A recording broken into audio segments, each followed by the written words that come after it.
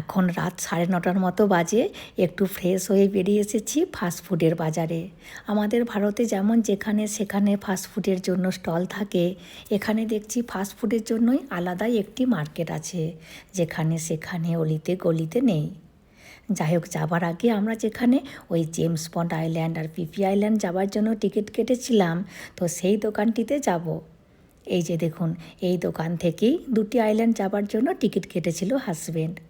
এখানের অনেকগুলি দোকান ঘুরে ঘুরে শুধু এই দোকানটিতে অন্যান্য দোকানের তুলনায় আমরা অনেকটা কম প্যাকেজিংয়ে ঘুরে এসেছি, মানে প্রায় 1,500 বাত কম। আর এখন আমরা এখানে এসেছি কারণ আগামীকাল এয়ারপোর্ট যাব, তো গাড়ি বুক করতে এসেছি। আর উনি বললেন আমাকে, তোমার হাজব্যান্ড ভীষণ স্মার্ট, ঠিক কথার চালে ফেলে যা রেট তার থেকে অনেকটা কম করিয়ে নিয়েছে। যাই হোক, চলুন যা যাক, শেষবারের মতো শহরটি ঘুরে নিই।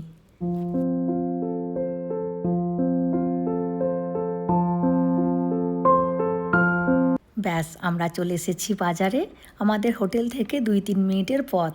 আর এখানে আসলে মনটা খুব ভালো লাগে, এত লোকজন দেখে। প্রচণ্ড ভিড়। এখন রাত 9:30 পেরিয়ে গেছে, তবুও দেখুন কত মানুষের ভিড়। যাই হোক, প্রথমে যাব আইসক্রিমের দোকানে। আর গতকাল তো মেয়ে আসেনি, তো ও আইসক্রিম খায়নি। আর দেবরাজ তো গতকাল জেয়ের থেকে মেয়ের কাছে বলে আসছে আইসক্রিমটা কি ভালো ছিল, কি টেস্টি ছিল, শুধু বলছে আর মেয়েকে রাগাচ্ছে। এই যে দেখুন, এখানে এতগুলো ফ্লেভারের আইসক্রিম আছে, যেটি পছন্দ করবেন সেটিই বানিয়ে দেবে। আর মেয়ে পছন্দ করেছে ওরিও নিউট্রেলা। এই যে দেখুন, প্রথমে নিয়েছে 2টো ওরিও বিস্কুট আর একটু নিউট্রেলা, আর মনে হচ্ছে একটু দুধ দিল। আর এবার এটিকে ভালো করে মিক্স করবে। আর এই পাত্রটা পুরোটা বরফের পাত্র, ওই জন্যই মিক্সটা একটু পরে শক্ত হয়ে যাবে। আর ভীষণ চাহিদা এই আইসক্রিমটার এখানে। গতকাল এই ছেলেটিই বানাচ্ছিল, আজকে আবার দেখছি আরও একটি ছেলে এই আইসক্রিমটি বানাচ্ছে।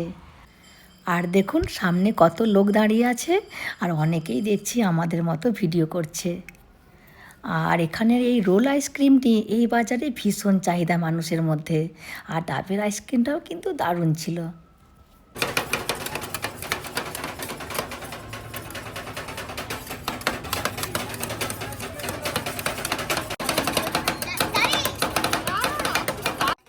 দেখুন, ওই ছেলেটিও বানাচ্ছে। এখানে মনে হচ্ছে আরও 4টে দোকান খুললে এরকমই ভিড় থাকবে।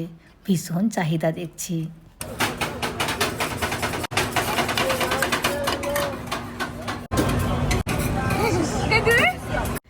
মেয়েকে ডাকলো, বলছে তুমি নিজে রোল করো। আর মেয়ে তো শুনে আনন্দে আটখানা, তাড়াতাড়ি করে গেছে বানাতে। Okay, let's go. Crocodile. Super. দুটো হাতে চাপ, দুটো হাতে চাপ। হ্যাঁ, ওকে। ঠিক আছে। প্রত্যেকটা দুটো হাতে করবি। হ্যাঁ। ওয়াও। সেম দুটো হাতে। চাপ দিতে। চাপ দিতে। দিদি গেছে, গোপাল আবার ছাড়ে, বলছে আমিও করব।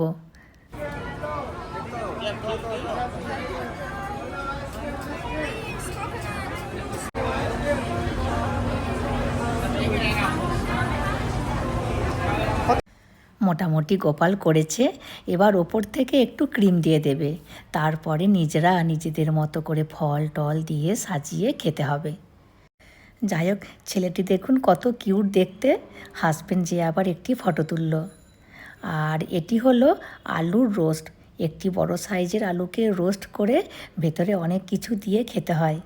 এই যে দেখুন, আলুগুলোকে সব রেডি করে রাখা আছে, বললেই গ্রিল করে দেবে। আর এখানে আবার আলুর সাইজ অনুযায়ী দাম। আর এখানে আছে কর্ন, আছে মাশরুম, চিকেন, পেঁয়াজ, বাটার, অনেক কিছু আছে। এইসব ভেতরে দিয়ে তার ওপর থেকে একটু গরম করে খেতে হয়। এদিকে চলে এসেছি ছাতুর দোকানে। এই ছাতুর রোস্টটাকে আমি খুব মিস করব, কি ব্যাপক খেতে। আর এখন ছেলেমেয়েরা এসেছে সুশির দোকানে। কি যে সুশি পছন্দ ভগবানই জানে। ওই শিনচ্যান, ডোরেমন সব দেখবে, ওখানে সব সুশি খায়, তো ওই সব দেখে দেখে সুশি খাওয়ার শখ। এদিকে আমার ছাতুর রোস্টটাও হয়ে গেছে, একটু ঠান্ডা হোক তারপরে খাবো, প্রচণ্ড গরম।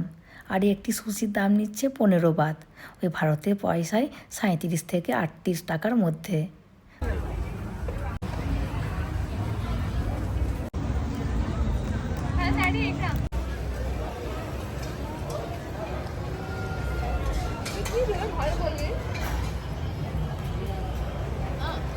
যাই হোক, মোটামুটি আমার ছাতু খাওয়া হলো। আর এই ছাতুর জন্য মনে হচ্ছে আরও একটিবার ফুকেটে আসতে হবে, এত টেস্টি ছাতুটা। যাই হোক, আমরা গিয়েছিলাম মাছ ভাতের দোকানে, কিন্তু আজকে নাকি মাছ ভাতের দোকানটাই বসেনি। খুব মন খারাপ হয়ে গেল, এত খেতে ছিল মাছ রান্নাটা। যাই হোক, ওই জন্য মোমোর দোকান এসেছি। 1 প্লেট মোমোর দাম নিচ্ছে 100 বাত, আর আমরা ভেজিটেবল মোমোটা নিয়েছি। আর দেখুন এই মেয়েটি কত সুন্দর দেখতে। এই মেয়েটি কাস্টমারদেরকে ডেকে ডেকে দোকানে নিয়ে আসছে। আর আমরা যখন খাচ্ছিলাম তখন এসে জিজ্ঞাসা করছে কেমন হয়েছে মোমোটা খেতে। আর এগুলো দেখুন সব চিচুন সেদ্ধ, কেমন ফুল পাতা দিয়ে সাজিয়ে সেদ্ধ করছে। এটিও খাবার ইচ্ছে ছিল, কিন্তু পেটে আর জায়গা নেই। আর এই দোকানটিতে আছে চিকেনের লিভার, চিকেনের হার্ট, আর আছে বড় বড় সাইজের শামুক। এই শামুক 1 স্টিক নেব, কতদিন খাইনি।